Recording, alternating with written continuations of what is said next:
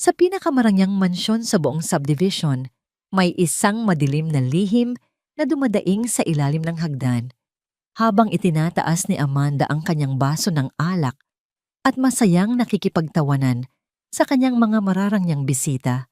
Si Lily, ang munting anak ng kanyang asawa, ay nakakukot sa dilim, pilit na nakikipagbuno para sa bawat hininga sa gitna ng amoy ng amag at matinding pangungulila. Walang nakakarinig sa mga hikbi ng munting anghel na yon, maliban na lamang sa gulagulanit na manika na mahigpit niyang yakap. Makakabalik pa kaya ang kanyang amang nasa libu-libong milya ang layo bago tuluyang tumigil sa pagtibok ang batang puso dahil sa desperasyon? Mahal, huwag kang mag-alala. Mahimbing na ang tulog ng prinsesa natin. Busog na busog siya sa niluto kong adobo kanina. Alam mo naman, spoiled siya sa akin. Boses ni Amanda yon. Matamis, malambing, puno ng pagmamahal. Ang boses na naging dahilan kung bakit siya pinakasalan ni Richard. Ngunit sa ilalim ng mamahaling hapagkainan, iba ang kwentong isinisigaw ng katahimikan. Habang nakikipag-usap siya sa telepono, ang kanyang takong na stiletto ay pilit na dinidiin sa maliit na kamay ng isang batang babae na nakadapa sa sahig. Si Lily iyon. Ang 7 taong gulang na anak ni Richard. Nakadapa siya hindi dahil naglalaro, kundi dahil pilit niyang inaabot ang isang piraso ng tinapay na nahulog kanina. Gutom na gutom siya. Ang hapdi ng takong ni Amanda sa kanyang mga daliri ay tila wala na ring epekto. Namanhid na ang kanyang katawan sa sakit. O marahil ay mas masakit ang kalam ng kanyang sikmura. Oo naman, hon. I love you too. Mag-ingat ka dyan sa abroad. Miss na miss ka na namin. Pagtatapos ni Amanda, ibinaba ni Amanda ang telepono sa mesa. Ang tunog ng paglapat ng cellphone sa salamin ay kasabay ng biglaang pagbabago ng hangin sa loob ng kwarto. Nawala ang nangiti, nawala ang lambing. Ang natira lamang ay ang malamig at nakapangingilabot na tingin ng isang madrasta.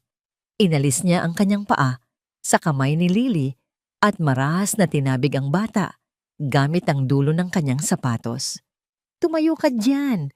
Patay gutom! Anggas ni Amanda, ang boses ay punong-puno ng pandidiri. Ang kapal din ng mukha mong kumain ng nahulog na pagkain habang kausap ko ang daddy mo. Gusto mo bang isipin niya na pinapabayaan kita? Ha? Dahan-dahang tumayo si Lily. Nanginginig ang kanyang maliliit na tuhod. Hindi siya umiyak. Natutunan na niyang lunukin ang kanyang mga luha noon pa man. Alam niyang kapag umiyak siya, lalo lang magagalit ang tita Amanda niya. Mahigpit niyang hawak sa kabilang kamay ang isang lumang manika na gawa sa retaso. Ang huling regalo ng kanyang yumaong ina. Ang manikang yon ay gulagulanit na, may mantsa ng luha at dumi, pero iyon na lang ang kakampi niya sa malawak na bahay na ito. Tiningnan ni Lily ang kapirasong tinapay na nakuha niya. Madumi na ito, may alikabok mula sa sahig, pero para sa kanya, ito ay ginto. Akmang isusubo na sana niya ito nang biglang hablutin ni Amanda ang tinapay at itinapon ito sa basurahan.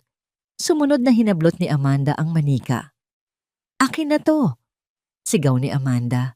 Nanlaki ang mga mata ni Lily. Sa kauna-unahang pagkakataon, nagkaroon ng boses ang kanyang takot. Huwag po! Kay mama po yan. Please po, tita. Huwag. Itinaas ni Amanda ang manika. Tila ba nag-iisip kung pupunitin ito o susunugin. Tinitigan niya si Lily na ngayon ay nakaluhod na at nagmamakaawa.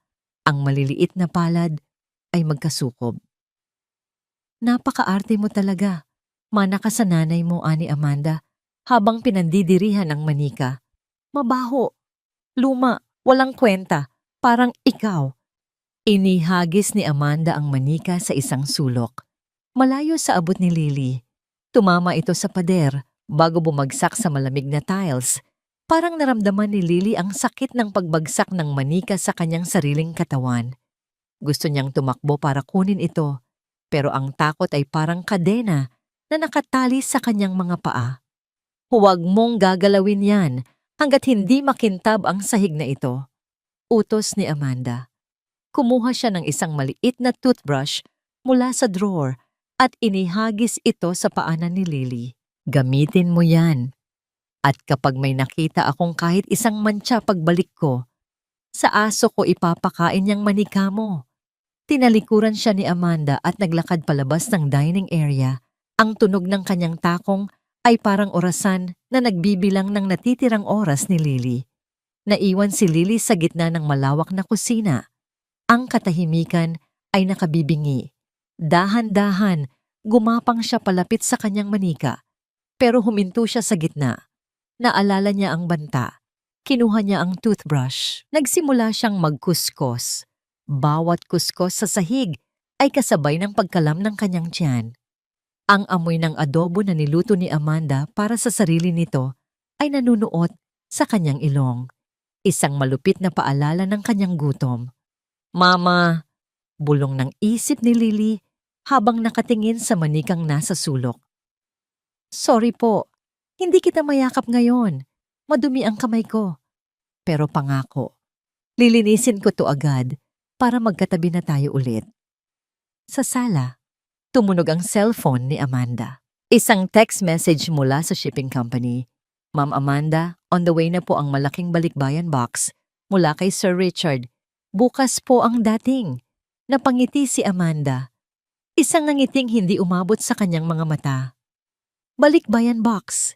Ibig sabihin, mga mamahaling damit, tsokolate, at mga bagong gadgets. Mga bagay na siguradong para kay Lily, pero hinding-hindi mahahawakan ng bata. Perfect. Bulong ni Amanda sa sarili. Kailangan kong iligpit ang kalat bago dumating ang delivery. Lumingon siya sa direksyon ng kusina, kung saan ang isang munting anghel ay nagiging alipin sa sarili niyang pamamahay. Kailangan niyang siguraduhin na bukas walang makikitang bakas ni Lily ang mga delivery boy. Ang stockroom sa ilalim ng hagdan, ang madilim, masikip, at mainit na kwartong yon ang magiging bagong silid ng bata. Samantala, sa malamig na sahig ng kusina, patuloy ang pagkuskos ni Lily. Ang kanyang luha ay tumulo sa wakas, pero hindi dahil sa sakit ng katawan. Tumulo ang luha dahil sa isang tanong na paulit-ulit na bumubulong sa kanyang isipan. Mas masakit pa sa anumang gutom. Bakit po kaya ako iniwan ni Daddy sa kanya? Hindi po ba ako good girl? Sa loob ng master bedroom, nakaupo si Amanda sa harap ng kanyang malaki at ginintuang salamin.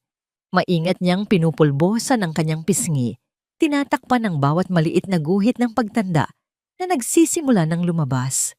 Mahal ang kanyang makeup, imported at amoy rosas, pero tila hindi nito kayang takpan ang pangit na katotohanan ng kanyang budhi. Tinitigan niya ang kanyang sarili. Maganda pa rin siya, oo. Pero alam niyang hindi ang ganda niya ang dahilan kung bakit siya pinakasalan ni Richard.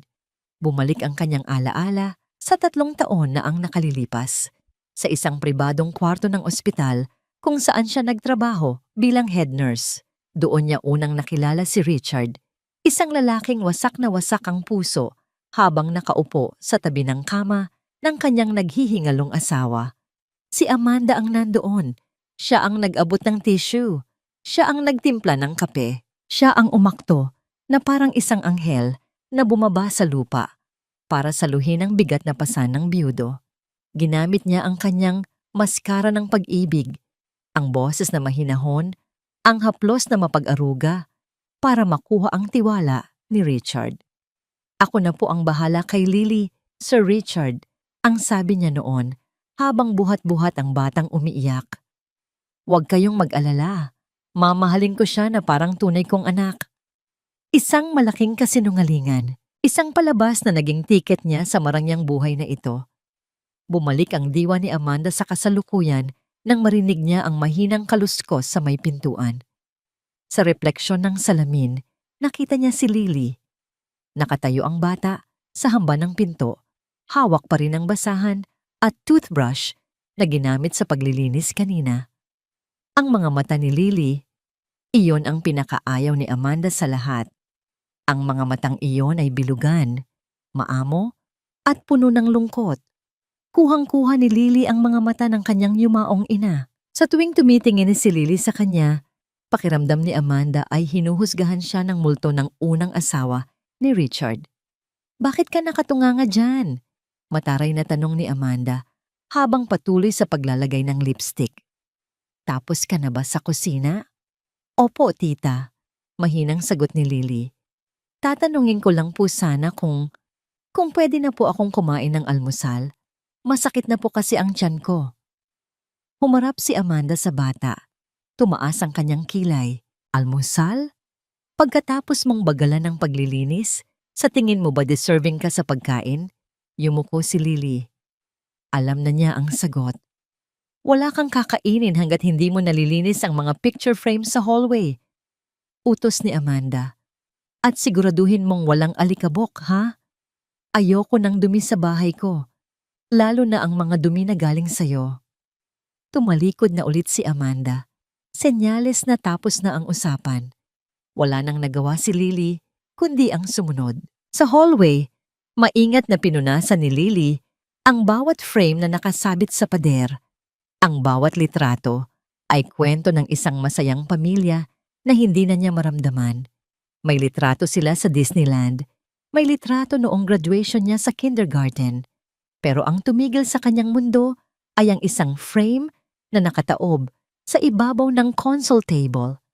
Ito ang tanging litrato na laging itinatago ni Amanda.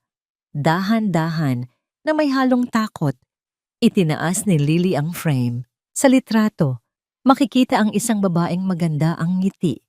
Karga ang sanggol na si Lily at katabi si Richard na mukhang napakasaya. Ito ang mama niya. Bumilis ang tibok ng puso ni Lily. Gusto niyang yakapin ang litrato. Gusto niyang marinig ang boses ng nasa larawan. "Mama," bulong niya. Ang kanyang hininga ay lumikha ng munting ulap sa salamin ng frame. "Kailan po kaya uuwi si Daddy? Pagod na po ako." Sabi ni Tita Amanda, "Bad girl daw po ako kaya wala kayo dito." Pinunasan niya ng kanyang maliit na daliri ang mukha ng ina sa litrato. Tila ba sinusubukang damhin ang init nito. Saglit lang iyon. Isang golden moment ng pagmamahal sa gitna ng takot. Ngunit biglang narinig niya ang yabag ng takong ni Amanda papalabas ng kwarto. Sa taranta, mabilis na ibinalik ni Lily ang frame sa pagkakataob nito. Muntik pa itong madulas sa kanyang nanginginig na mga kamay. Pilit niyang kinalma ang sarili at nagkunwaring pinupunasan ng mesa nang dumaan si Amanda. Hindi siya napansin ng madrasta. Tuloy-tuloy si Amanda papunta sa hagdanan, abala sa pagte-text sa kanyang mga amigas para sa gaganaping tea party bukas. Nakahinga ng maluwag si Lily. Nakaligtas siya ngayon. Lumapit siya sa bintana sa dulo ng hallway para makalanghap ng kaunting hangin. Mula sa ikalawang palapag, tanaw ang malaking gate ng kanilang subdivision. Karaniwan ay walang tao doon maliban sa guard. Pero ngayon, may napansin siyang kakaiba. Sa labas ng itim na rehas na gate, may isang matandang babae na nakatayo. Nakasuot ito ng kupas na damit at may bitbit na bayong. Hindi makita ni Lily ng malinaw ang mukha dahil sa layo, pero pamilyar ang tindig nito. Pamilyar ang paraan ng paghawak nito sa payong. Ang matanda ay nakatingala sa direksyon ng bintana ni Lily, tila ba naghihintay, nagbabantay. Biglang kumabog ang dibdib ni Lily. Kilala niya ang tindig na yon. Ang matandang laging nagpupuslit sa kanya ng tinapay kapag hindi nakatingin si Amanda. Ang nag-iisang tao na nagtanggol sa kanya bago ito pinalayas 3 buwan na ang nakakaraan. "Yaya Icing?" Bulong ni Lily sa hangin. Akmang kakaway sana si Lily, pero nakita niyang lumabas ang guard at tinaboy ang matanda.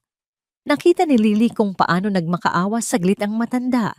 May inabot na maliit na papel sa guard bago ito marahas na itinulak palayo. Bumagsak ang balikat ni Lily. Umalis na si Yaya Ising. Ang kaisa-isang pag-asa niya ay tinaboy palayo at ang papel na iniwan nito ay nilukot lamang ng guard at itinapon sa basurahan.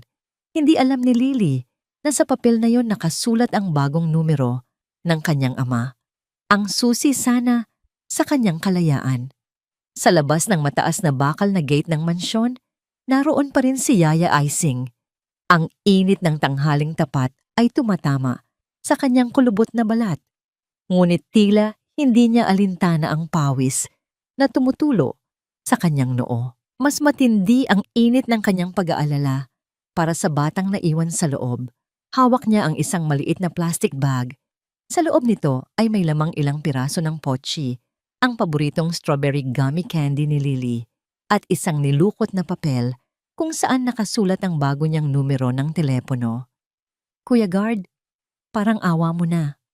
Pagmamakaawa ni Yaya Ising sa security guard na nakadungaw sa kanya mula sa maliit na bintana ng guardhouse. Iabot mo lang ito kay Lily. Sabihin mo, galing kay Yaya. Birthday niya sa susunod na linggo. Umiling ang guard, halatang takot. Naku, Manang Ising, alam niyo naman ang utos ni Mama Amanda. Bawal kayong lumapit dito. Kapag nakita ako ni Ma'am na kausap kayo, pati ako mawawalan ng trabaho. Umalis na ho kayo. Isinara ng guard ang bintana. Naiwan si Yaya Ising na nakatayo.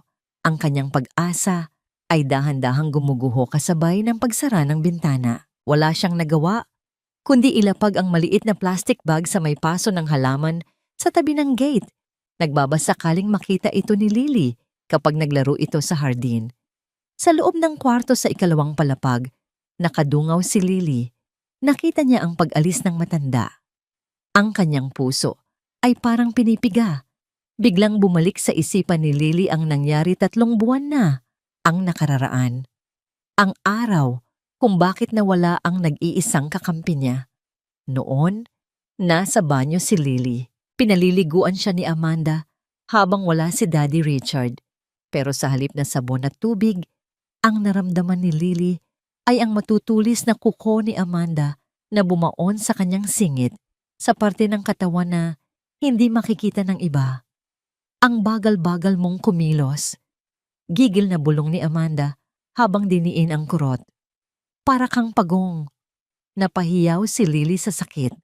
Sa takot, napakapit siya sa braso ni Amanda. Doon pumasok si Yaya Ising. Narinig ng matanda ang iyak ng bata at dali-daling binuksan ang pinto ng banyo. Nakita niya ang pamumula sa mukha ni Lily at ang takot sa mga mata nito. Ma'am, ano pong ginagawa niyo sa bata? Sigaw ni Yaya Ising. Sa bugso ng damdamin at pagnanais na protektahan si Lily, hinawi niya ang kamay ni Amanda. Isang dampi lang yon, isang simpleng pagtabig. Pero si Amanda, na parang artista sa isang teleserye, ay biglang tumumba sa sahig na para bang itinulak siya ng malakas. Napasigaw ito ng napakalakas. Aray, ang likod ko. Richard, tulungan mo ako. Dumating si Richard, hinihingal, galing sa kabilang kwarto. Ang nakita niya ay si Amanda na nakahandusay at umiiyak sa sahig, habang nakatayo si Yaya Ising sa tabi nito. Tinulak niya ako, Richard! Sumbong ni Amanda na may halong pekeng luha. Sinabihan ko lang siya na ayusin ang pagpapaligo kay Lily, pero nagalit siya. Sabi niya inggitera daw ako dahil hindi ako ang tunay na ina. Tiningnan ni Richard si Yaya Ising. Ang galit sa mga mata ng ama ay nakapapaso. Totoo ba yon, Manang? Pagkatapos ng lahat ng tulong ko sa pamilya mo, sasaktan mo ang asawa ko? Sir, hindi po totoo. Sinusubukan ko lang pong, get out, putol ni Richard.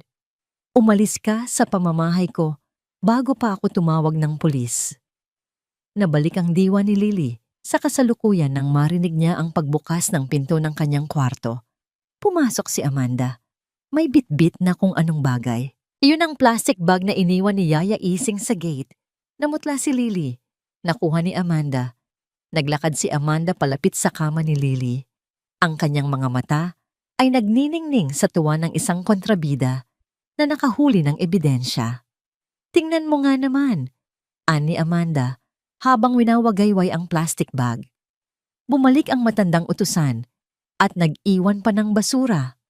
Binuksan ni Amanda ang bag at kinuha ang pochi. Candy? Talaga? Ito lang ang kaya niyang ibigay sa'yo? Cheap candy para sa cheap na bata. Akin na po yan. Mahinang pakiusap ni Lily. Kay Yaya Ising po yan. Ngumisi si Amanda. Binuksan niya ang balat ng isang candy at isinubo ito. Nguya, nguya. At pagkatapos, idinura niya ito sa paanan ni Lily.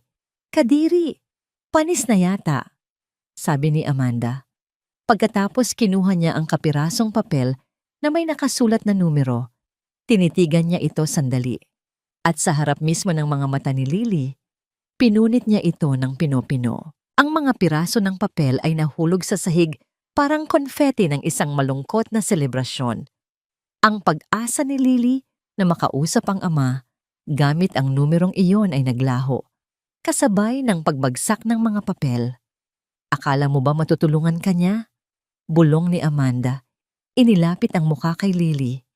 Wala nang may gusto sa'yo, Lily.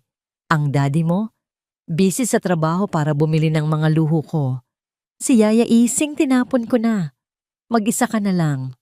Tumulo ang luha ni Lily pero hindi siya umiwas ng tingin. Bad po kayo. Isusumbong ko po kayo kay daddy. Tumawa ng malakas si Amanda. Isang tawang nakakapangilabot. Sige, subukan mo.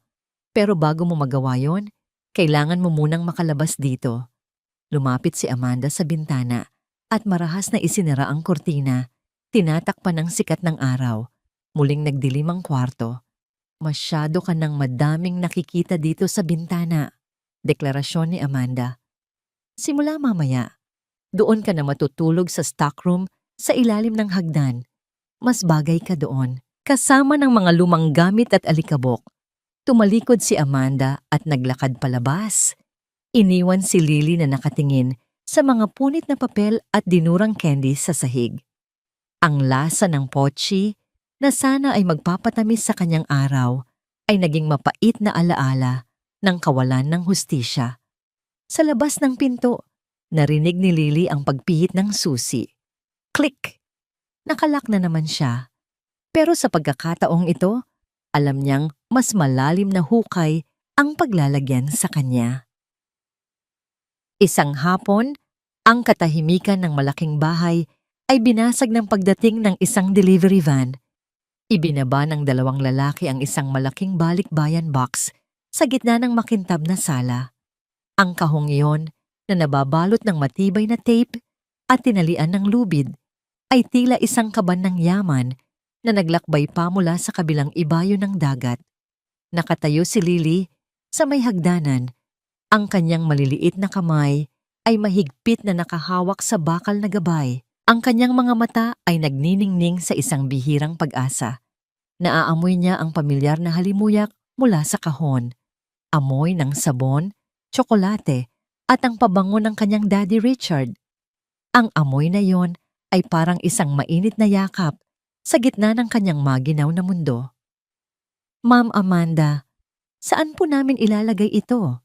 Tanong ng driver.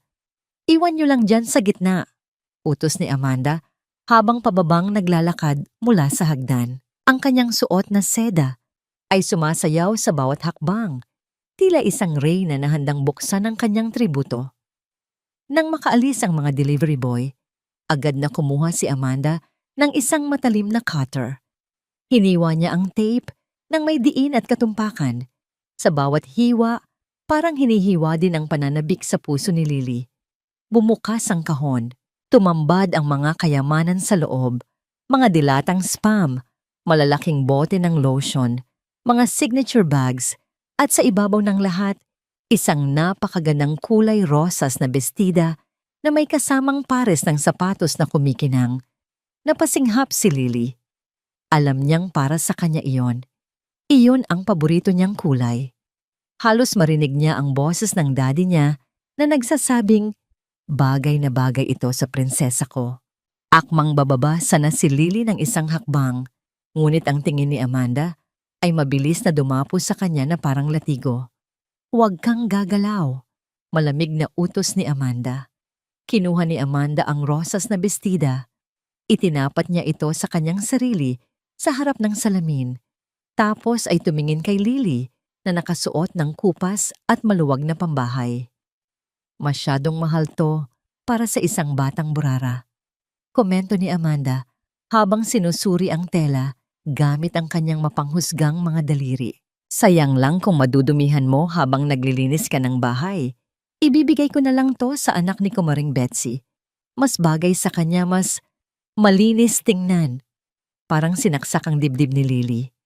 Gusto niyang sumigaw na, "Akin po yan. Bigay ni Daddy yan." Pero ang takot ay bumara sa kanyang lalamunan. Nanatili siyang tikom ang bibig habang ang mga luha ay nagsisimulang mamuo sa gilid ng kanyang mga mata. Sunod na inilabas ni Amanda ang mga malalaking bar ng tsokolate, Toblerone, Hershey's, at Cadbury, ang mga paborito ni Lily. "Naku, bawal sa'yo ang matamis," sabi ni Amanda na parang isang doktor na nagbibigay ng payo, bagaman puno ng lason ang kanyang tono. "Baka sumakit ang ngipin mo. At isa pa, kailangan ko to para sa tea party ko bukas. My friends will love these imported sweets." Isa-isa, inilabas ni Amanda ang lahat.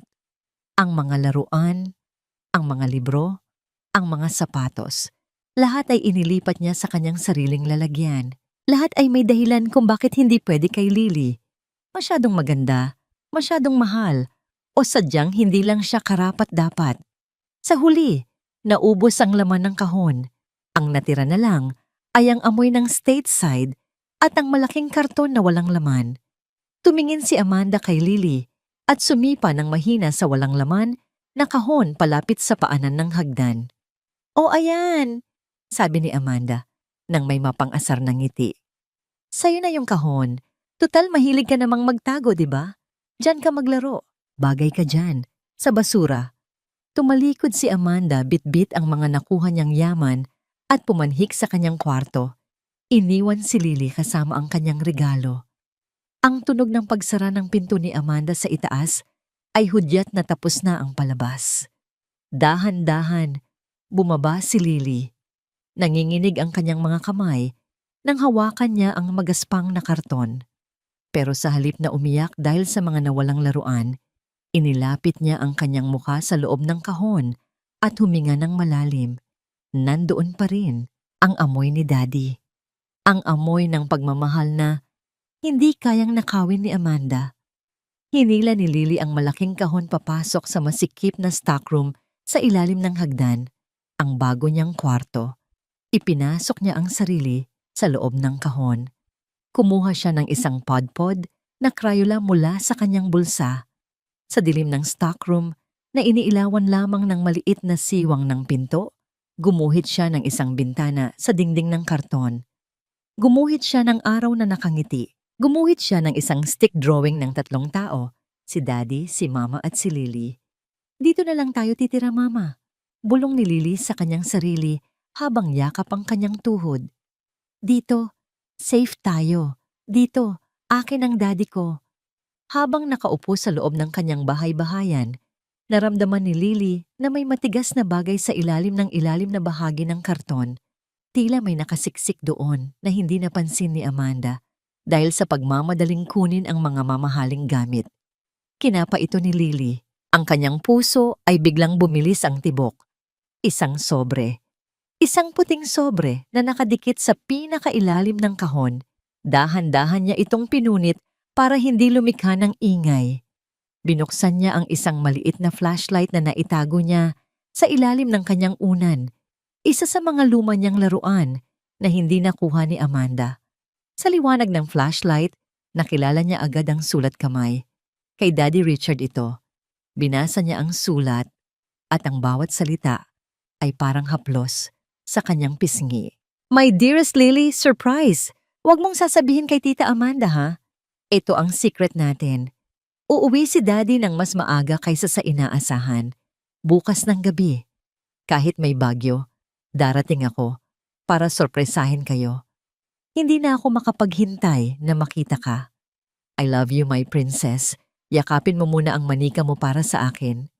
Nabasa ang papel ng mga luha ni Lily, hindi dahil sa lungkot, kundi dahil sa halo-halong saya at takot na bumalot sa kanyang pagkatao.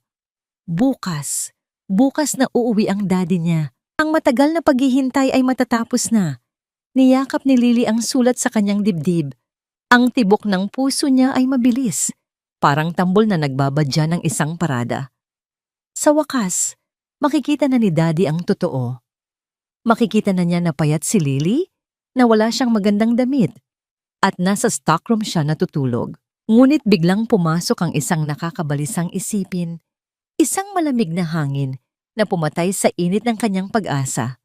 Paano kung unahan siya ni Tita Amanda?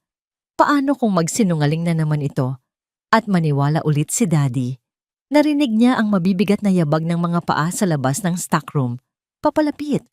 Ang tunog ng takong ni Amanda ay parang martilyo na humahampas sa sahig, papalapit ng papalapit sa kanyang pinagtataguan. "Lily!" Sigaw ni Amanda mula sa labas. "Siguraduhin mong itatapon mo yang kahon pagkatapos mong maglaro. Ayoko ng kalat." Nagpanik si Lily. Saan niya itatago ang sulat? Kapag nakita ito ni Amanda, siguradong pupunitin niya ito. Baka tawagan niya si Daddy at pigilan itong umuwi. Baka hindi na siya makita ni Daddy kailanman. Tiningnan ni Lily ang kanyang gula-gulanit na manika. May maliit na punit sa likod ng damit nito. Mabilis pa sa kidlat, tinupi ni Lily ang sulat ng pagkaliit-liit at isiniksik ito sa loob ng damit ng manika, sa tabi ng bulak na laman nito. Niyakap niya ang manika ng mahigpit. Tila ba ito ang pinakamahalagang bagay sa buong mundo? Ang puso niya ay halos lumabas sa kanyang dibdib sa sobrang kaba. Biglang bumukas ang pinto ng stockroom. Ang liwanag mula sa pasilyo ay tumama sa mukha ni Lily, na nagpadilat sa kanya ng bahagya. Nakatayo doon si Amanda. Ang anino nito ay humahaba at tumatakip sa munting bahay ni Lily. "Ano na naman niyang tinatago mo?" Mataray na tanong ni Amanda. Ang kanyang mga mata ay naniningkit. Sinusuri ang bawat galaw ng bata. "Bakit parang takot na takot ka? May kinuha ka bang pagkain mula sa kahon?" Nanigas si Lily. Wala po, tita. Wala po." Lumapit si Amanda ng bahagya. Ang amoy ng mamahaling pabango nito ay nakipag-agawan sa amoy ng alikabok at lumang kahoy ng stockroom. Tinitigan ni Amanda ang manikang yakap-yakap ni Lily. Ang sulat ay nasa loob nito, sa likod ng damit. Ramdam na ramdam ni Lily ang papel na dumidikit sa kanyang balat. Akmang hahablutin sana ni Amanda ang manika upang inspeksyonin, ngunit bigla siyang napaatras at nagtakip ng ilong. "Ay nako, ang baho dyan sa loob!" Reklamo ni Amanda na parang nandidiri sa hangin na nilalanghap ni Lily. "Amoy daga. Diyan ka na nga. Bukas, itatapon ko na yang kahon na yan. At kapag hindi ka pa tumigil sa pagyakap sa basahan na yan, isasama ko yan sa pagtapon sa trak ng basura." Padabog na isinara ni Amanda ang pinto. Muling nilamon ng dilim ang munting mundo ni Lily. Narinig niya ang tunog ng pagpihit ng susi mula sa labas. Click! Nakalak na naman siya. Nakahinga ng maluwag si Lily. Nanginginig pa rin ang kanyang mga kamay, pero sa loob-loob niya may sumibol na bagong tapang. Hindi nakuha ni Amanda ang sulat. Nasa loob ng manika ang pangako ng kanyang ama. Ligtas ito. Sa labas, nagsimulang umihip ang malakas na hangin. Ang mga sanga ng puno ay humahampas sa bintana sa itaas, at ang patak ng ulan ay nagsimulang tumama sa bubong ng mansyon. Parang nagbabadya ang isang malakas na bagyo, tulad ng sinabi ni Daddy sa sulat. Pero para kay Lily, hindi ito nakakatakot. Ang bawat patak ng ulan sa bubong ay tila orasan na nagbibilang ng oras. Ang bawat kulog ay parang yabag ng kanyang ama na papalapit ng papalapit. Humiga siya sa loob ng balikbayan box. Ang kanyang ulo ay nakapatong sa manika, kung saan nakatago ang lihim. Sa dilim, napangiti siya. Isang ngiti na hindi na niya nagawa sa loob ng mahabang panahon. "Uuwi na si Daddy," bulong niya sa dilim, habang hinahaplos ang manika. "Konting tiis na lang, Mama. Bukas hindi na tayo matatakot." Sa kabilang banda, sa itaas na kwarto, Abala si Amanda sa pagbibilang ng mga bagong damit na nakuha niya. Hindi alam na sa ilalim ng kanyang marangyang bahay, may isang batang babae na hawak ang susi ng kanyang pagbagsak. Ang bagyo ay parating na. At hindi lang ulan ang dala nito. Sa labas, nagsimula ng humagupit ang bagyo. Ang hangin ay humahampas sa mga bintana ng mansyon. Lumilikha ng tila huni ng mga nagmamakaawang kaluluwa. Ngunit sa loob ng stockroom sa ilalim ng hagdan, mas nakakatakot ang katahimikan. Masikip ang kwarto, puno ito ng mga lumang kahon, mga sapot ng gagamba, at amoy ng inaamag na kahoy. Walang bintana dito. Ang tanging hangin na pumapasok ay mula sa maliit na siwang sa ilalim ng pinto. Dito nakahiga si Lily, sa ibabaw ng manipis na banig. Yakap-yakap ang kanyang manika na may nakatagong liham. Nanginginig ang maliit na katawan ni Lily. Mataas ang kanyang lagnat. Ang kanyang balat ay nag-iinit na parang apoy, habang ang kanyang pakiramdam ay nilalamig na parang yelo. Ang gutom, pagod at takot ay nagsama-sama upang pahinain ang kanyang resistensya. "Mama," bulong niya sa dilim. "Ang sakit po ng ulo ko. Uhaw na po ako." Sinubukan niyang bumangon upang kumatok sa pinto, ngunit wala siyang lakas. Bumagsak muli ang kanyang ulo sa matigas na unan. Ang bawat paghinga niya ay mabigat at may kasamang huni. Tila ba may nakabara sa kanyang lalamunan. Sa sala, abala si Amanda sa pag-aayos ng mga bulaklak para sa kanyang tea party kinabukasan. Narinig niya ang mahinang ungol mulpomdinium mula sa ilalim ng hagdan. Sa halip na mag-alala, kumunot ang kanyang noo sa inis. Ano na naman ba ang inaarte ng batang to? Iritableng bulong ni Amanda. Istorbo talaga. Padabog na naglakad si Amanda papunta sa stockroom. Binuksan niya ang pinto at bumungad sa kanya ang init ng kulob na hangin. Nakita niya si Lily na namimilipit sa sakit. Namumula ang muka at pawis na puwis. "Tita," paos na tawag ni Lily. "Tita, tubig po. Please." Tiningnan lang siya ni Amanda nang may pandidiri. Para bang isang ipis ang nakita niya sa sahig. "Tubig?" asik ni Amanda. "Gabi na. Matutulog na ako. Huwag kang maingay. Baka marinig ka ng mga kapitbahay. Isipin nila pinapahirapan kita." Akmang isasara na sana ni Amanda ang pinto nang mapansin niyang patuloy pa rin sa pag-ungol si Lily dahil sa sakit. Alam ni Amanda na hindi siya makakatulog sa ingay na yon at lalong ayaw niyang may makarinig na iba. Pumasok si Amanda sa loob. Kumuha siya ng isang maruming basahan na nakapatong sa ibabaw ng mga lumang dyaryo. "Ang ingay-ingay mo," sabi ni Amanda habang lumalapit. Nanlaki ang mga mata ni Lily. Sinubukan niyang umurong, ngunit mabilis ang kamay ni Amanda. Walang awa niyang isinalpak ang basahan sa bibig ng bata upang patahimikin ito. "Ayan," ngisi ni Amanda habang pinagmamasdan ng batang hindi na makapagsalita. Luha na lang ang tumutulo sa mga mata. "Ngayon, tahimik na. Matulog ka na dyan. Bukas, marami ka pang lilinisin bago dumating ang mga bisita ko." Isinara ni Amanda ang pinto at nilock ito muli. Ang tunog ng susi ay parang hatol ng kamatayan sa pag-asa ni Lily. Sa loob ng dilim, naiwan si Lily na umiiyak ng walang tunog. Ang basahan sa kanyang bibig ay lasang alikabok at langis. Hirap na hirap siyang huminga dahil sa sipon at lagnat. Pakiramdam niya ay nalulunod siya sa gitna ng tuyong lupa.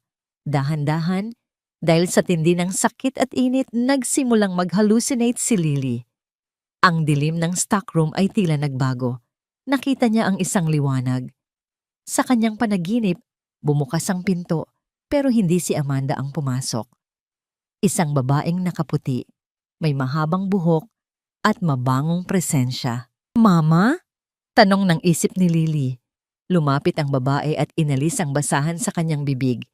Hinaplos nito ang kanyang noo. Ang kamay ng babae ay malamig at nakagiginhawa. Narinig ni Lily ang isang pamilyar na kanta, Anghele, na kinakanta sa kanya ng ina noong sanggol pa siya. Matulog ka na, bunso. Andito na si Mama. Napangiti si Lily sa kanyang lagnat. Niyakap niya ng mahigpit ang kanyang manika. Iniisip na yon ang kanyang ina. Ito ang kanyang golden moment. Isang saglit na kapayapaan sa gitna ng impyerno. Ngunit ang kapayapaan ay panandalian lamang. Biglang nagising si Lily dahil sa isang malakas na yugyog. Masakit ang kanyang buong katawan. Ang liwanag ay masakit sa mata. Nakatayo sa harap niya si Amanda. Mukhang taranta. Hawak nito ang isang makeup kit. "Gumising ka dyan!" Sigaw ni Amanda habang hinihila si Lily patayo. "Tumatawag ang daddy mo sa video call. Bilis!" Hinila ni Amanda ang basahan mula sa bibig ni Lily ng marahas, dahilan para mapatikhim at mapaubo ang bata. "Tita, masama po ang pakiramdam ko." Reklamo ni Lily, halos hindi makatayo. "Wala akong pakialam," bulyaw ni Amanda. Kumuha siya ng makapal na foundation at mabilis na pinahiran ang namumutlang mukha ni Lily. Tinakpan niya ang mga pasa, ang nangingitim na ilalim ng mata, at nilagyan pa ng kaunting blush on ang pisngi para magmukhang masigla. "Makinig ka sa akin," banta ni Amanda habang diniinan ang paghawak sa panga ni Lily. Ang kanyang mga kuko ay bumaon sa balat ng bata. "Kapag nagsumbong ka o kapag nagpakita ka ng kahit anong lungkot sa daddy mo, susunugin ko ang manikang yan sa harap mo mismo. Naiintindihan mo?" Tumango si Lily, nanginginig sa takot. Ang banta sa kanyang manika at sa sulat na nasa loob nito ang nagbigay sa kanya ng lakas para pigilan ang pag-iyak. Inabot ni Amanda ang isang magandang headband at isinuot ito sa magulo na buhok ni Lily. Pagkatapos, itinapat niya ang cellphone sa mukha ng bata at pinindot ang accept call. Ang mukha ni Richard ay lumitaw sa screen. Nakangiti ito, nasa isang hotel room. Hindi alam ang demonyong nasa tabi ng kanyang anak. "Hello, princess?" Masayang bati ni Richard. "How are you, anak?" Naramdaman ni Lily ang kurot ni Amanda sa kanyang tagiliran, isang senyales. Pinilit ni Lily na ngumiti, kahit na ang kanyang lalamunan ay parang tinutusok ng mga karayom. Ang kanyang mga mata, na puno ng lagnat at takot, ay tumitig sa screen. "Hi, Daddy," mahinang sagot ni Lily.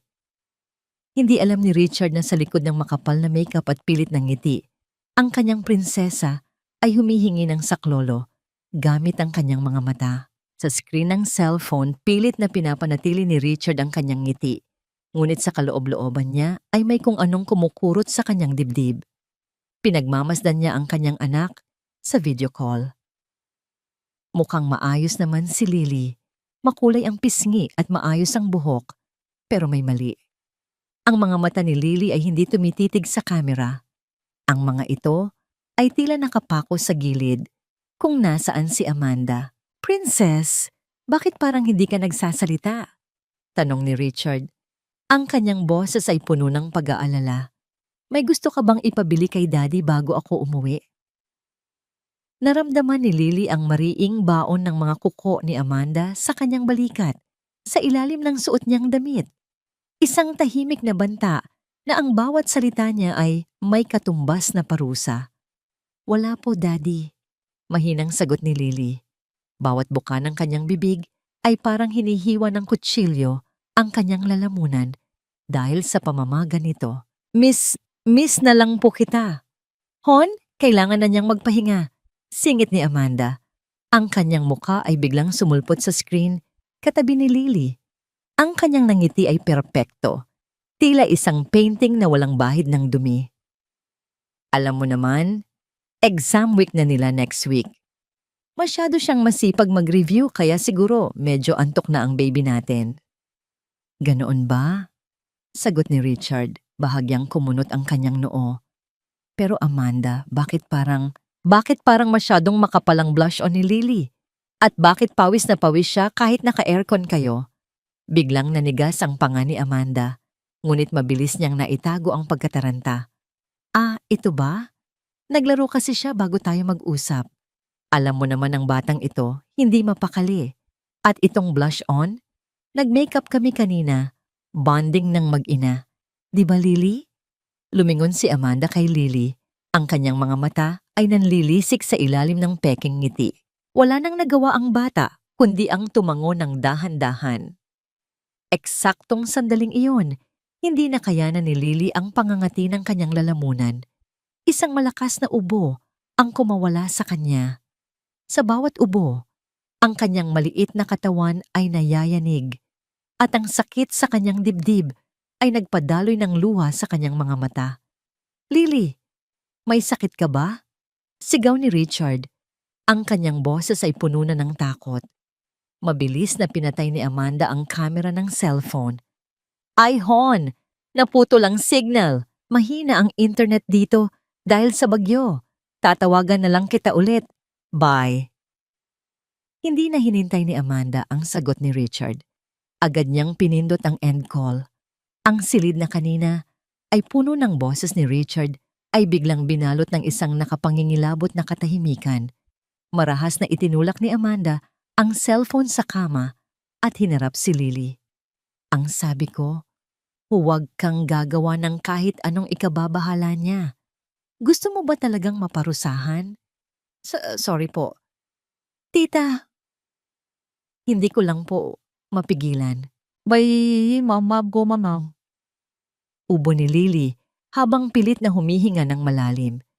Diyan ka na nga. Magdusa ka dyan. Bulyaw ni Amanda bago lumabas ng silid at marahas na isinara ang pinto. Samantala, sa isang hotel room sa Singapore, nakatitig si Richard sa itim na screen ng kanyang cellphone. Ang kanyang puso ay tumitibok ng mabilis. Hindi dahil sa pagod, kundi dahil sa isang masamang premonisyon. Muling binuksan ni Richard ang kanyang gallery at tiningnan ang huling screenshot na nakuha niya habang kausap ang anak. Ni-zoom niya ang larawan. Doon, sa ilalim ng makapal na pulbos sa leeg ni Lily, napansin niya ang isang maliit na bahagi na hindi natakpan ng maayos. Isang pasa, isang kulay ube at asul na pasa na mukhang bakas ng mariing pagkurot o pagkakahawak. Binitawan ni Richard ang cellphone sa kama. Ang kanyang mga kamay ay nanginginig. Ang maansong ngiki ay tuluyan ng bumalot sa kanyang isipan. Hindi ito ang unang pagkakataon na parang may itinatago si Amanda. Pero ito ang unang pagkakataon na naramdaman niyang sa panganib ang kanyang anak.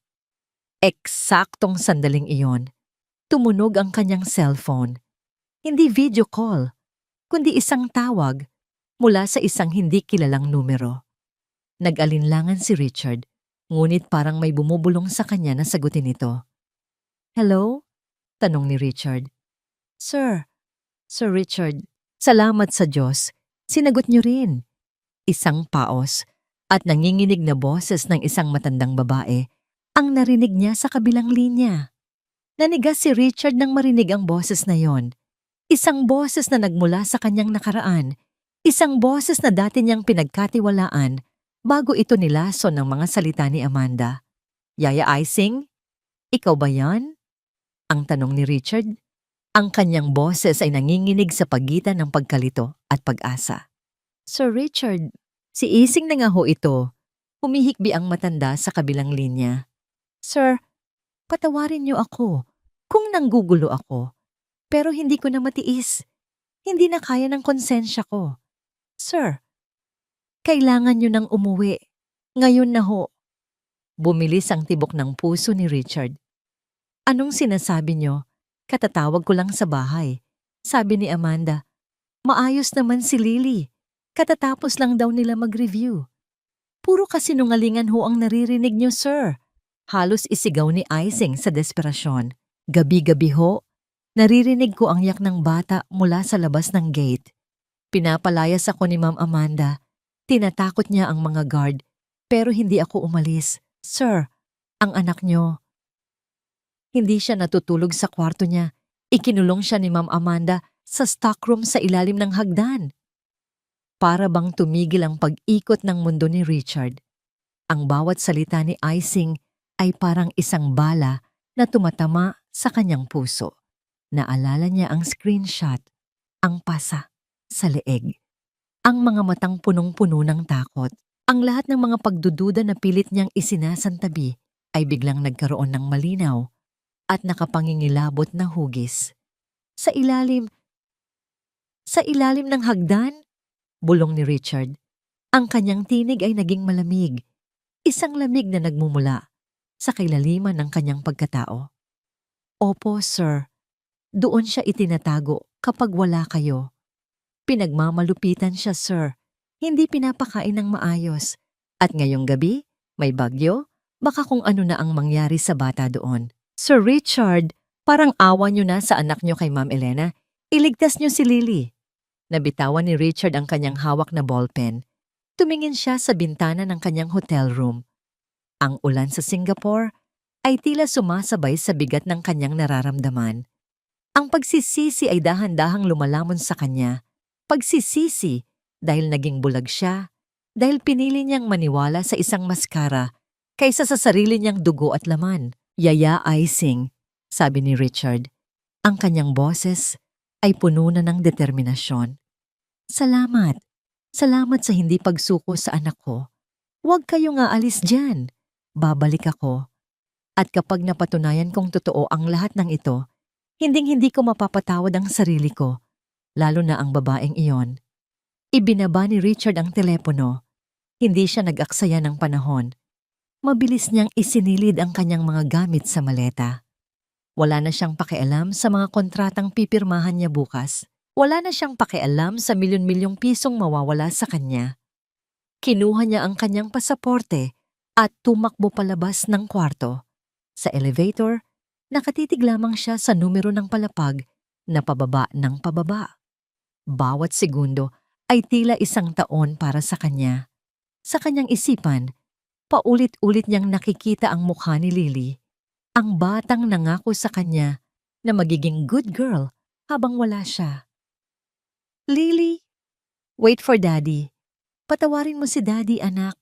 Habang nasa loob ng taxi, papuntang airport, muling tiningnan ni Richard ang litrato ng kanyang pumanaw na asawang si Elena sa kanyang wallet. Elena, patawarin mo ako. Masyado akong naging mahina. Pero pangako, hinding-hindi ko hahayaang mawala ang huling alaala natin.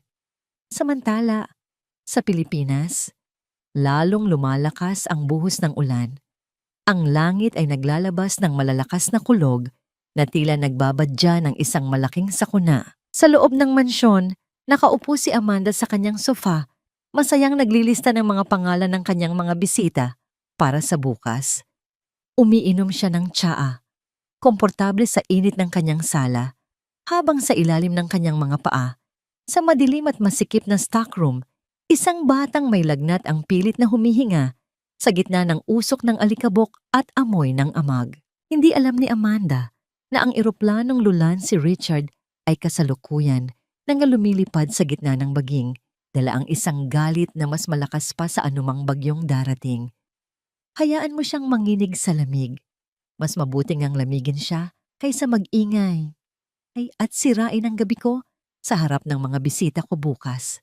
Iyan ang malamig na bulong ni Amanda habang nakadungaw sa bintana ng kanyang marangyang sala. Hawak niya ang isang tasa ng mainit na tsaa. Ang usok nito ay humahalimuyak sa bango ng mansanilya. Sa labas, ang langit ay tila nagagalit. Ang ulan ay bumubuhos ng napakalakas na tila ba gustong lunurin ang buong mundo. Ngunit para kay Amanda, ang tunog ng ulan ay isang musika, isang tabing na lalong magtatago sa kanyang mga lihim. Habang komportableng nakaupo si Amanda sa tabi ng malambot na sofa, ilang di pa lamang ang layo sa ilalim ng kanyang mga paa, nagsisimula ng maging impyerno ang buhay ni Lily. Dumaloy ang malamig na tubig ulan mula sa butas na bubong, gumapang sa dingding, at unti-unting pumasok sa ilalim ng pinto ng stockroom. Ang tuyong sahig kung saan nakahiga si Lily ay nababasa na. Ang kanyang manipis na banig ay parang esponghang sumisip-sip ng dumi at lamig. Mama, malamig po. Pabulong na daing ni Lily. Ang kanyang lagnat ay hindi pa rin bumababa. Ang bawat pangangatog ng kanyang katawan ay nagpapahirap sa kanyang paghinga. Sa gitna ng panghihina, ang tanging inaalala ni Lily ay ang kanyang manika. Itinaas niya ang kanyang mga kamay na nanginginig at inilagay ang manika sa ibabaw ng kanyang dibdib. Sinusubukang protektahan ito mula sa tubig na unti-unti nang bumabaha sa loob ng silid. Ayaw niyang mabasa ang liham ni Daddy. Ayaw niyang mabura ang tanging pag-asa na hawak niya. Samantala, sa labas ng subdivision, isang sasakyan ang pilit na humaharurot sa gitna ng baha at madilim na kalsada. Ang wiper ng sasakyan ay mabilis na humahampas sa windshield, ngunit halos wala ring makita si Richard dahil sa kapal ng ulan. Ang kanyang mga kamay ay mahigpit na nakakapit sa manibela. Ang kanyang mga kuko ay tila ba gustong bumaon sa balat nito. Bilis! Bilis pa! Pagmamakaawa ni Richard sa sarili. Bawat kidlat na tumatama sa langit ay nagpapaalala sa kanya ng oras na nawawala. Bawat kulog ay tila boses ng kanyang konsensya na sumisigaw ng kanyang mga pagkukulang. Narating ni Richard ang gate ng subdivision. Dahil sa lakas ng bagyo, ang mga gwardiya ay abala sa pag-aayos ng mga baradong kanal. Hindi na hinintay ni Richard na pagbuksan siya. Dire-diretso niyang pinaharurot ang sasakyan, pumasok sa loob ng walang pasabi. Sa loob ng mansyon, napansin ni Amanda ang ilaw ng sasakyan na pumasok sa kanilang driveway. Bigla siyang napatayo. Ang tasa ng tsaa sa kanyang kamay ay bahagyang nayanig. Sino yan? Tanong niya sa sarili. Ang kaba ay nagsisimulang gumapang sa kanyang leeg. Hindi maaaring si Richard yan. Sabi niya sa call kanina. Nasa Singapore pa siya. Mabilis na naglakad si Amanda papunta sa bintana. Mula sa dilim, nakita niya ang pintuan ng sasakyan na bumukas. Isang lalaki ang lumabas, basang-basa, galilit, at tila isang leon na handang pumaslang. Si Richard. Nagpanik si Amanda. Mabilis siyang tumakbo papunta sa ilalim ng hagdan. Kailangan niyang siguraduhin na nakalock ang stockroom. Kailangan niyang lagyan ng kung anong bagay ang pinto para hindi ito mapansin o mabuksan ng madali. Lily! Huwag kang gagawa ng ingay! Sigaw ni Amanda mula sa labas ng pinto. Ang kanyang boses ay nanginginig sa takot. Kapag narinig kita, hinding-hindi mo na makikita ang daddy mo. Ngunit sa loob ng stockroom, wala nang lakas si Lily para sumagot. Ang tubig ay umabot na sa kanyang baywang. Ang lamig ay pumasok na sa kanyang mga buto. Sa kanyang malabong paningin, nakita niya ang ilaw ng isang kidlat na dumaan sa maliit na siwang ng pinto.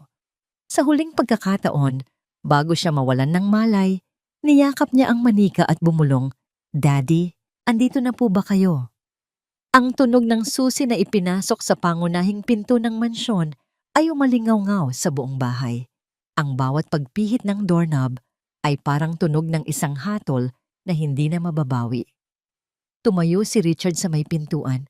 Ang ulan ay tumutulo mula sa kanyang buhok patungo sa sahig ng kanyang marangyang bahay. Tumingin siya sa paligid. Ang bahay na dati niyang itinuring na paraiso ay tila naging isang libingan na puno ng kasinungalingan. At doon, sa dulo ng pasilyo, nakita niya si Amanda.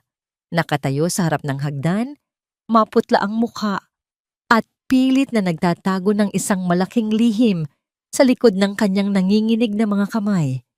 Ang bagyo ay hindi pa tapos. Sa katunayan, kasisimula pa lang nito sa loob ng mansyong ito. Tumulo ang tubig mula sa basang-basang jacket ni Richard patungo sa mamahaling carpet ng sala. Ang bawat patak ay tila orasan na bumibilang sa nalalabing oras ng kapayapaan sa loob ng mansyong yon.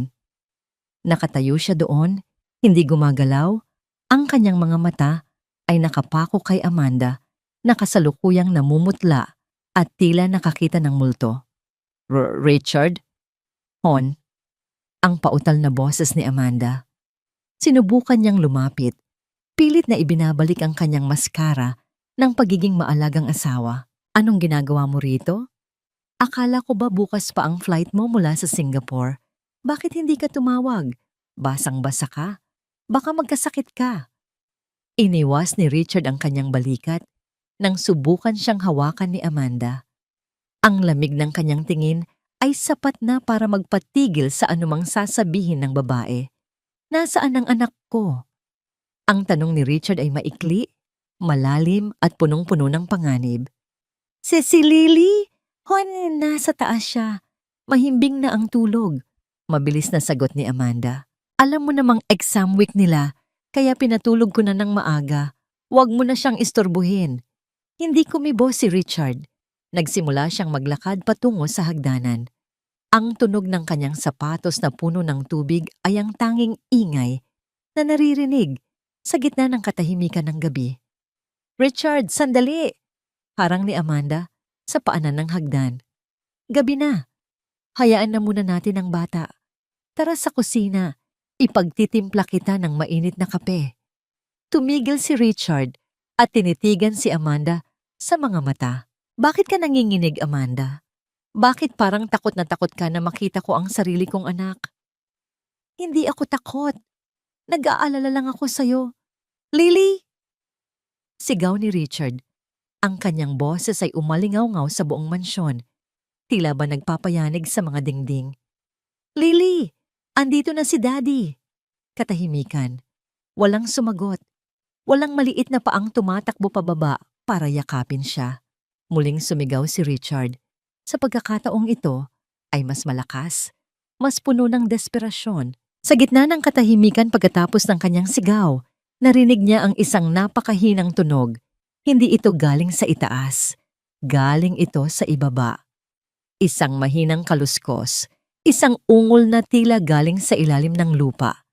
Dahan-dahang lumingon si Richard sa maliit at madilim na pinto sa ilalim ng hagdan, ang stockroom na dati niyang itinuring na imbakan lamang ng mga lumang gamit. Napansin niya ang isang malaking vase na nakaharang sa pinto. Tila pilit na itinatago ang presensya nito. Richard! Huwag! Sigaw ni Amanda nang makitang papalapit ang asawa sa pinto. Marumi dyan! May mga ipis at daga. Nagpapalinis lang ako. Hindi na pinakinggan ni Richard ang mga paliwanag. Tinabig niya ang malaking vase na gawa sa porselana. Ang ingay ng pagkabasag nito sa sahig ay kasabay ng pagdurog ng kanyang puso. Nakita niya ang isang matibay na kandado na nakakabit sa pinto ng stockroom. Bakit nakakandado ito? Tanong ni Richard. Ang kanyang boses ay nanginginig sa galit.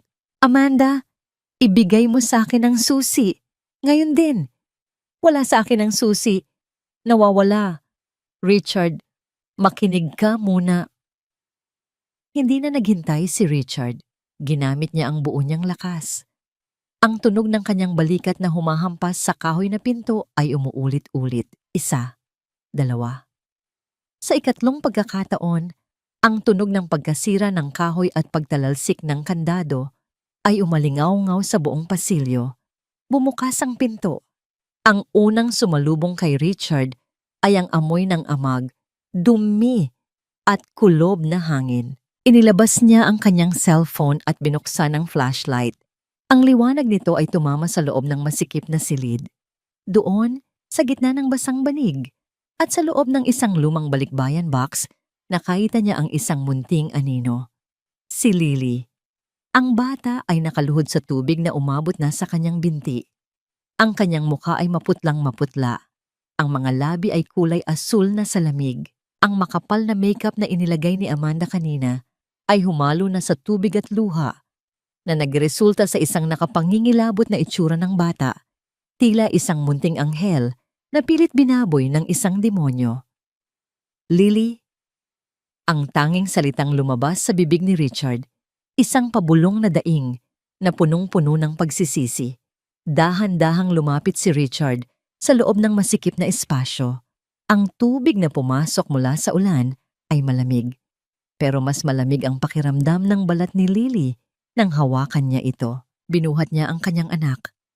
At sa sobrang gaan nito, parang binuhat lamang niya ang isang kumpol ng tuyong dahon.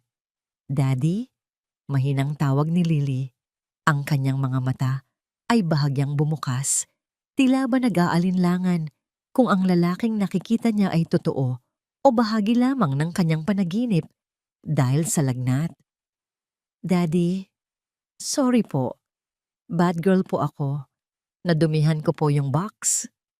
Sa gitna ng kanyang panghihina, iyon pa ang inisip ng bata. Ang takot na naitanim ni Amanda sa kanyang isipan ay mas malalim pa sa sugat ng kanyang katawan. Niyakap ni Richard si Lily ng napakahigpit. Tila ba sinusubukan niyang ibigay ang lahat ng init ng kanyang katawan sa bata. Hindi anak, hindi. Daddy is here now. Patawarin mo si Daddy. Patawarin mo ako. Richard, makinig ka muna. Sigaw ni Amanda mula sa labas. Ang kanyang boses ay puno ng desperasyon habang nakatayo siya sa gitna ng sala. Ginagawa ko lang yan para sa disiplina niya. Masyado siyang pasaway. Lagi siyang nagsisinungaling sa'yo. Gusto ko lang siyang turuan ng leksyon para maging mabuting bata siya. Lumingon si Richard. Ang kanyang mga mata na dati ay puno ng pagmamahal para sa asawa ay naging matalim na parang balisong. Ang galit na nararamdaman niya ay hindi na maapula. Ito ay isang apoy na handang tumupok sa lahat ng kasinungalingan sa bahay na yon. Disiplina? Ulit ni Richard. Ang kanyang boses ay kalmado, ngunit nakapangingilabot. Ikinulong mo ang isang batang may lagnat sa isang madilim at baha na stockroom. Nilagyan mo ng makeup para itago ang kanyang sakit at tinawag mo itong disiplina? Eksaktong sandaling iyon, nahulog mula sa kamay ni Lily ang kanyang manika. Tumama ito sa basang sahig at dahil sa pagkabagsak, lumabas mula sa likod ng damit nito ang tupi-tuping papel na itinago ni Lily. Kinuha ni Richard ang papel.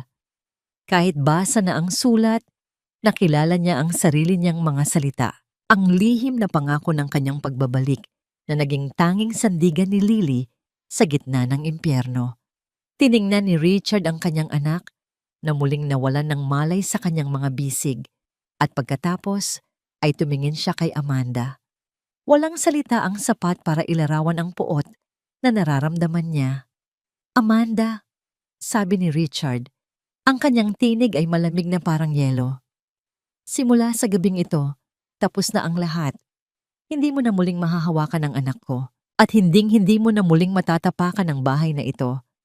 Richard, no! You can't do this to me. I loved you. I sacrificed everything for this family. Huling hirit ni Amanda.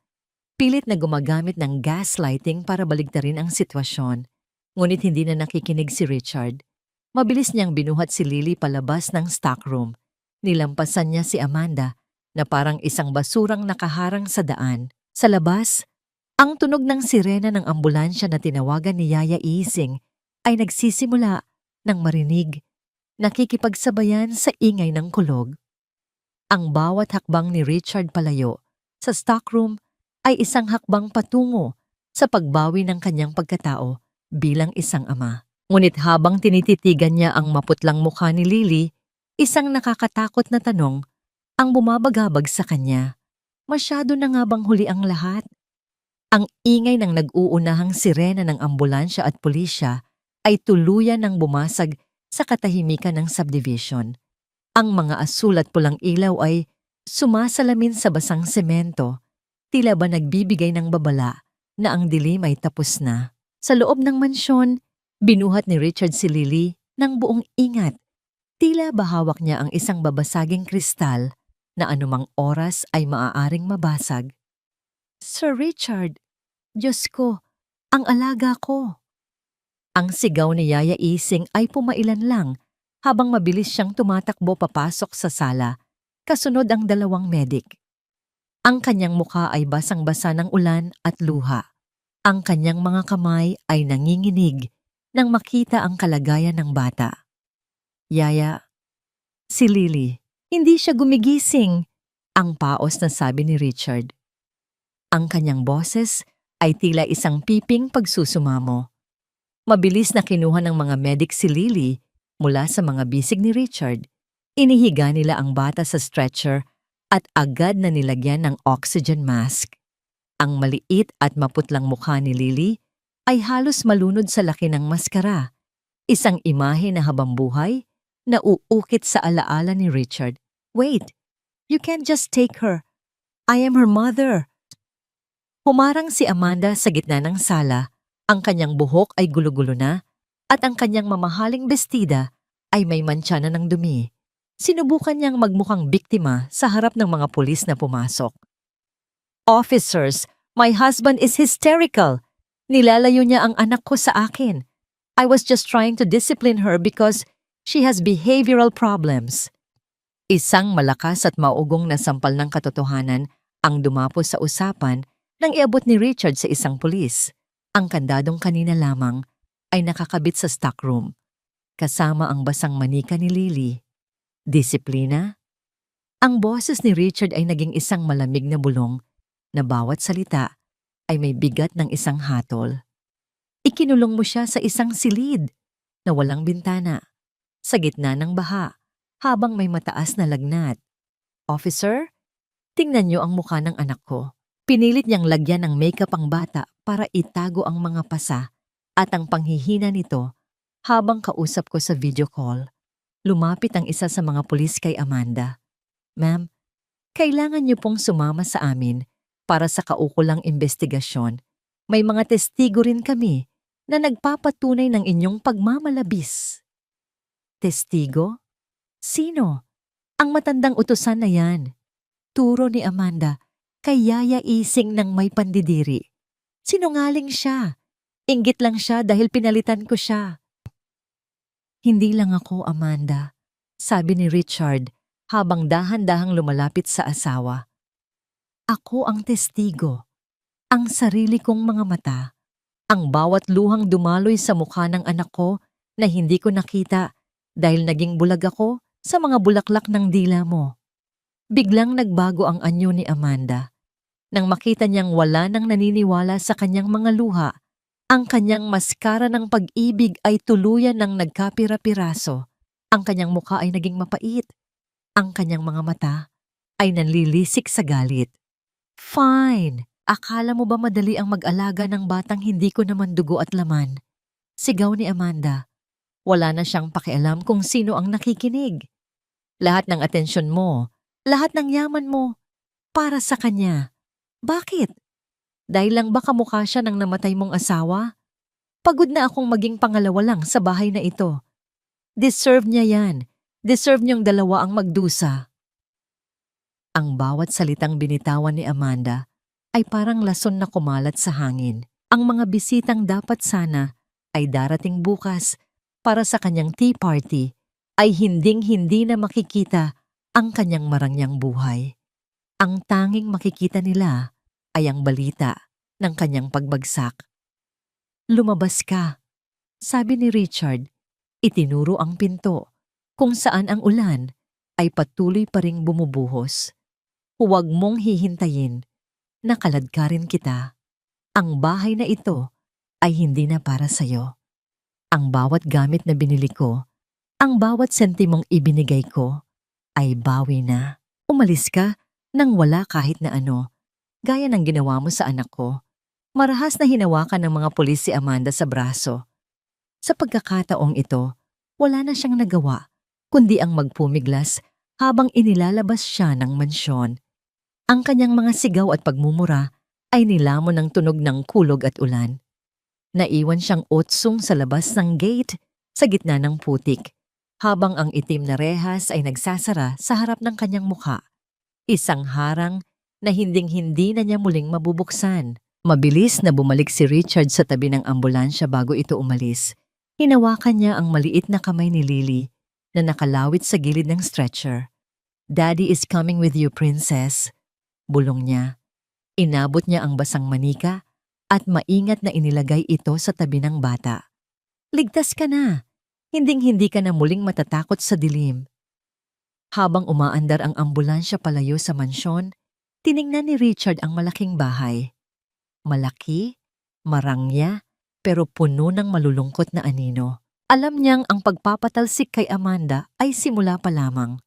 Ang tunay na laban ay ang muling pagbuo sa tiwala at puso ng kanyang anak na nasira sa ilalim mismo ng kanyang pangangalaga.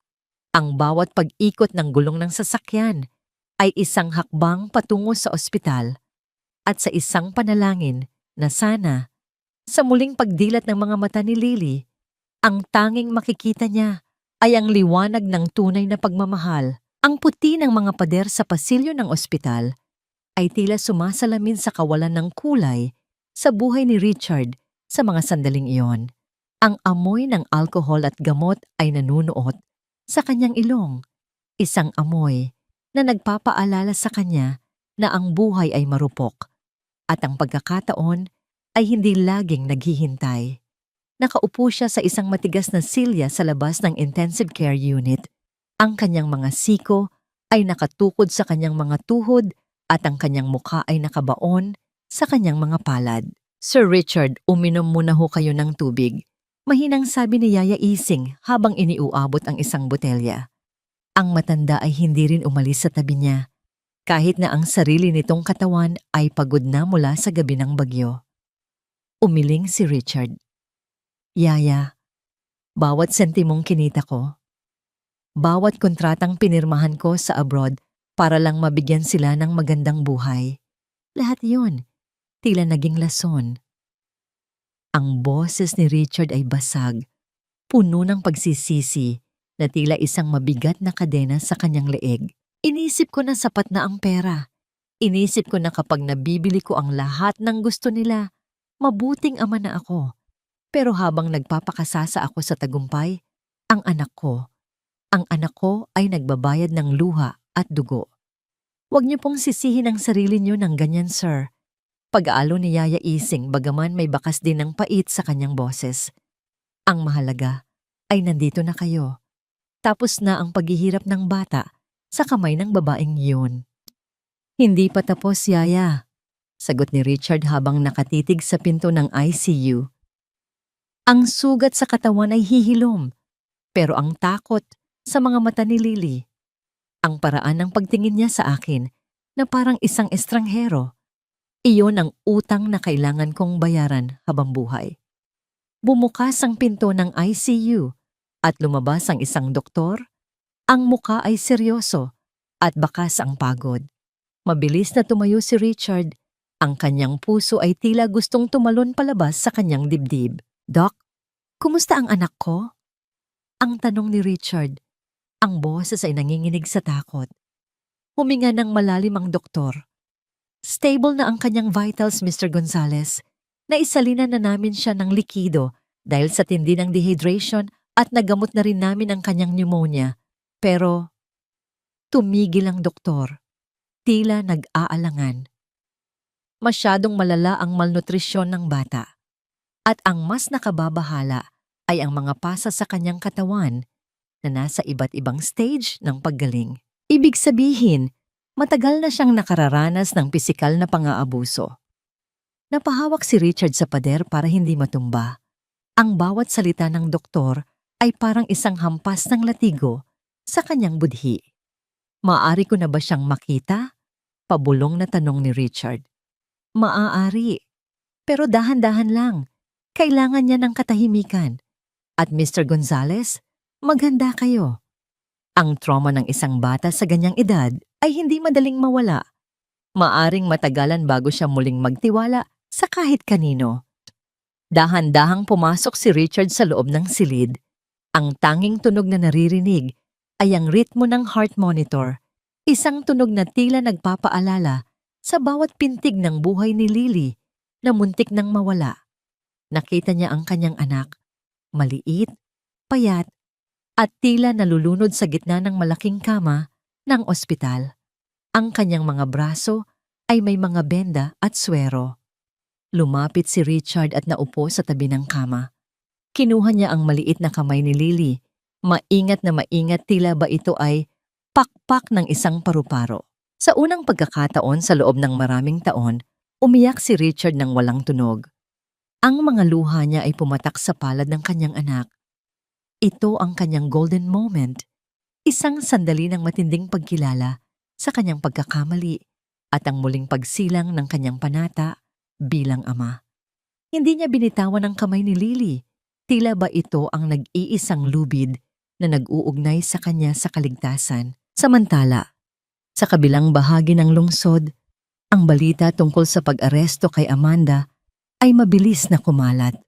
Ang mga amigas na inaasahan niyang darating sa kanyang tea party ay sila pa ang unang nagkukwento ng kanyang kasamaan sa social media. Nakakulong siya sa isang malamig na selda, malayo sa marangyang buhay na kanyang ninakaw. Ang bawat ginto at sutlang kanyang inimbak ay naging abo sa harap ng batas. Ang kanyang utang na loob na laging ginagamit kay Richard ay pinalitan na ng isang tunay na utang sa katarungan. Lumipas ang ilang oras. Naramdaman ni Richard ang paggalaw ng maliliit na daliri sa kanyang palad. Dahan-dahang imulat ni Lily ang kanyang mga mata. Ang kanyang paningin ay malabo pa, ngunit nakita niya ang pamilyar na anino ng isang lalaki sa kanyang tabi. "Daddy?" Mahinang bulong ni Lily. "Yes, Princess. Daddy is here." "I'm never leaving again," sagot ni Richard, pinipigilan ang muling pagbuhos ng luha. Tumingin si Lily sa paligid, ang takot ay agad na bumalik sa kanyang mga mata. Sinubukan niyang bumangon, tila ba naghahanap ng mapagtataguan. "Tita Amanda, nasaan po si tita? Magagalit siya. Baka saktan niya ang manika ko." Ang puso ni Richard ay muling nadurog. "Wala na siya, anak. Hindi ka na niya masasaktan. Hinding-hindi na." Ngunit sa halip na kumalma, lalong nanginig si Lily. Umiwas siya ng tingin kay Richard at bumulong ng mga salitang nagpatahimik sa buong mundo. "Daddy, galit po ba kayo sa akin? Kaya niyo po ba ako iniwan sa kanya? Dahil po ba hindi na ako maganda?" Sa sandaling iyon, napagtanto ni Richard na ang pagpapagaling sa katawan ni Lily ay madali lamang kumpara sa pagpapagaling sa isang pusong naniniwalang hindi ito karapat-dapat sa pagmamahal. Ang cliffhanger ng kanilang buhay ay hindi na kung paano sila mabubuhay, kundi kung paano nila muling mahahanap ang nawalang tiwala sa gitna ng mga guho ng kanilang pamilya. Lumipas ang mga linggo at ang amoy ng ospital ay napalitan ng sariwang simoy ng hangin mula sa mga puno ng nara sa labas ng isang maliit at tahimik na rest house sa Tagaytay. Napagtanto ni Richard na ang kanilang mansyon sa Maynila ay punong-puno ng mga anino ni Amanda at ng mga alaala ng pighati. Kaya naman, ipinasya niyang doon muna sila manirahan ni Lily sa isang lugar kung saan ang tanging maririnig ay ang huni ng mga ibon at ang paghampas ng hangin sa mga dahon. Sa teras ng bahay nakaupo si Lily sa isang tumba-tumba. Mas malusog na siya tingnan. May kaunting kulay na ang kanyang mga pisngi at hindi na ganoon kalalim ang itim sa ilalim ng kanyang mga mata. Ngunit nananatili pa rin ang kanyang katahimikan. Madalas siyang nakatitig sa malayo, yakap ang kanyang manika, tila ba naghihintay pa rin na may biglang sisigaw o kukuha nito sa kanya. Lumabas si Richard mula sa loob ng bahay. May dalang isang maliit na basket na puno ng kagamitan sa pananahi. Naupo siya sa tabi ng anak. "Princess," tawag ni Richard sa pinakamalambing na tono. "Can Daddy borrow your doll for a while? May kailangan lang akong ayusin." Nag-alinlangan si Lily. Hinigpitan niya ang yakap sa manika bago ito dahan-dahang iniabot sa ama. "Daddy, be careful po. Baka po masaktan siya." Ngumiti si Richard, isang ngangiting may halong pait at pagmamahal. "I promise. I'll be very careful. Hinding-hindi ko nahahayaang masaktan ang kahit na ano o kahit na sinong mahalaga sa atin." Kinuha ni Richard ang karayom at sinulid. Ang kanyang malalaking kamay, na sanay sa paghawak ng mga blueprint at pagpapatakbo ng malalaking kumpanya, ay kitang-kitang nahihirapan sa paghawak ng maliit na karayom. Ito ang kanyang golden moment, ang pagsusumikap ng isang ama na ayusin ang isang simpleng laruan bilang simbolo ng pag-aayos sa nasira nilang buhay. Pinanood ni Lily ang bawat galaw ng kanyang ama. Nakita niya ang pagtulo ng pawis sa noo ni Richard habang maingat nitong tinatahi ang punit sa likod ng manika, ang bahaging pinagtataguan ng liham noon. "Daddy, bakit niyo po ginagawa yan?" tanong ni Lily. "Because this doll kept your hope alive nang wala si Daddy. Sagot ni Richard nang hindi tinitingnan ng anak.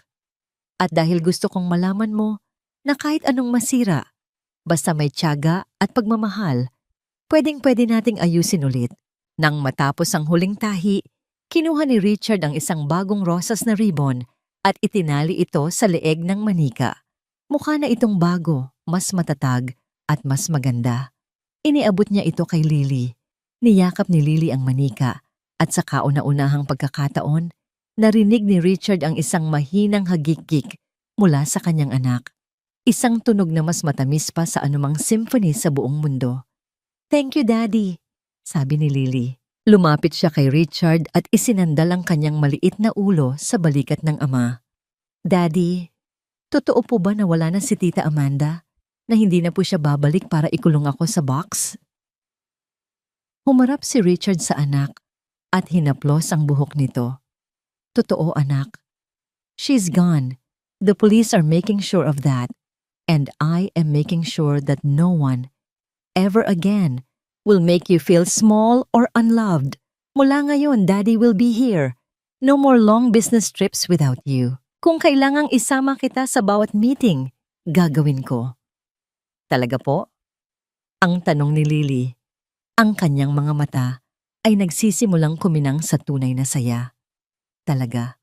At alam mo ba kung sino ang paparating?" Turo ni Richard sa isang sasakyang papasok sa driveway. Bumukas ang pinto ng sasakyan at lumabas si Yaya Icing, may dalang mga supot ng prutas at mga paboritong pagkain ni Lily. Nang makita ng bata ang matanda, agad itong tumakbo pababa ng terrace. "Yaya! Yaya Icing!" sigaw ni Lily. Nadyakap ang dalawa sa gitna ng hardin. Ang pagmamahal na dati ay kailangang itago sa dilim, ay malaya na ngayong nagniningning sa ilalim ng sikat ng araw. Pinanood sila ni Richard mula sa itaas, at sa sandaling iyon, naramdaman niya ang unti-unting paghilom ng kanyang sariling puso. Ang utang na loob, na dati ay tila isang sumpa, ay napalitan ng isang bagong pangako. Hindi na sila muling mabubuhay sa takot. Ang bawat hapdi ng kahapon ay magsisilbing paalala na ang tunay na lakas ay matatagpuan sa pagpatawad sa sarili at sa pagprotekta sa mga taong tunay na nagpapahalaga sa atin. Nagsimulang lumubog ang araw, nagbibigay ng kulay kahel at lila sa langit ng Tagaytay. Sa loob ng maliit na bahay, narinig ang tawanan ni Lily at Yaya Icing habang naghahanda ng hapunan. Si Richard naman ay kinuha ang kanyang cellphone at tinawagan ang kanyang abogado para tapusin ang lahat ng papeles na maglalayo kay Amanda sa kanilang buhay habang buhay. Ang bagyo ay lumipas na, at sa bawat paghinga ni Lily, alam ni Richard na ang liwanag ay hinding-hindi na muling maglalaho. 1 taon ang mabilis na lumipas. Ang sikat ng araw sa umagang ito ay tila may dalang kakaibang liwanag. Habang sumisilip sa mga bintana ng isang bagong bahay, hindi na ito ang malaki at malamig na mansyong puno ng lihim, kundi isang mas payak at masayang tahanan na puno ng halaman at tawanan. Ang hangin ay amoy sariwang pandesal at kape. Ang mga tunog na naririnig ay hindi na ang mabibigat na yabag ng takot, kundi ang malambing na kanta ni Yaya Icing mula sa kusina. Sa hardin, abala si Richard sa pag-aayos ng mga gamit sa eskwela ni Lily. Ngayon ang araw ng kanyang pagtatapos sa unang grado. Hindi na siya ang mahiyaing bata na laging nakayuko. Si Lily ngayon ay isang batang puno ng buhay. Ang kanyang mga mata ay nagniningning na sa tiwala sa sarili. "Daddy, look! I finished my drawing for the ceremony." Masayang sigaw ni Lily habang tumatakbo patungo sa kanyang ama. Kinuha ni Richard ang papel. Sa guhit ni Lily, makikita ang isang malaking puno na may malalapad na sanga. Sa ilalim nito, naroon ang 3 tao, isang matandang babae na nakangiti, isang lalaking nakatayo ng matatag, at isang batang babae na may hawak na manika. "Ang ganda naman nito, Princess," sabi ni Richard, habang hinahaplos ang pisngi ng anak. "Sino ang punong ito?" "Ikaw yan, Daddy," sagot ni Lily nang may kasiguraduhan. Sabi ni Yaya Ising, ikaw daw ang aming silong. Kahit gaano kalakas ang ulan, safe po kami sa ilalim ng mga bisig mo. Naramdaman ni Richard ang init na dumadaloy sa kanyang puso. Ito ang katarungang matagal niyang hinangad. Hindi ang makitang nagdurusa ang kaaway, kundi ang makitang ligtas at masaya ang kanyang mahal sa buhay. Tungkol naman kay Amanda, ang balita ay nakarating sa kanila ilang buwan na ang nakararaan. Dahil sa dami ng mga ebidensya ng pang-aabuso at pagnanakaw, hinatulan siya ng mahabang pagkabilanggo. Nawala sa kanya ang lahat, ang marangyang buhay, ang mga kaibigang plastik, at ang respeto ng lipunan. Ngunit para kay Richard, wala na itong puwang sa kanyang isipan. Ang galit ay pinalitan na ng kapayapaan. Pinatawad na niya ang kanyang sarili sa pagiging bulag noon. At sa pagpapatawad na yon, tuluyan na siyang nakalaya mula sa nakaraan. Bago sila umalis para sa paaralan, dumaan muna sila sa isang espesyal na lugar. Tumigil ang kanilang sasakyan sa harap ng isang tahimik at luntiang parke. Naglakad ang mag-ama patungo sa puntod ni Elena. Doon, inilapag ni Lily ang kanyang manika, ang manikang tinahi ni Richard, sa ibabaw ng marmol. Mama, graduate na po ako, bulong ni Lily. Don't worry po. Daddy is always here. He fixes my toys and he never leaves. We are happy now, Mama. Tumayo si Richard sa tabi ng kanyang anak. Ang kanyang kamay ay nakapatong sa balikat nito. Tumingala siya sa asul na langit. Ramdam ang presensya ng kanyang pumanaw na asawa na tila ba nakangiti sa kanila mula sa kabilang buhay. Wala na ang mga anino ng gamkautang. Wala na ang takot sa dilim. Ang manika sa dilim ay hindi na lamang isang alaala ng sakit, kundi isang simbolo ng katatagan. Dahil sa dulo ng bawat melodramang puno ng luha, may isang aral na mananatiling nakaukit sa ating mga puso. Ang tunay na yaman ay hindi matatagpuan sa laki ng mansyon o sa dami ng alahas, kundi sa katapatan ng isang yakap at sa pananatili ng isang ama na handang maging kalasag laban sa anumang bagyo. Tara na, Daddy. Baka po tayo malate. Yaya ni Lily habang hinahawakan ang kamay ni Richard. Tara na, Princess. Ang bagong buhay natin ay nagsisimula pa lang. Habang naglalakad sila palayo, ang tunog ng kanilang mga tawa ay humahalo sa huni ng mga ibon, isang himig ng pag-asa na magpapatuloy hanggang sa dulo ng panahon.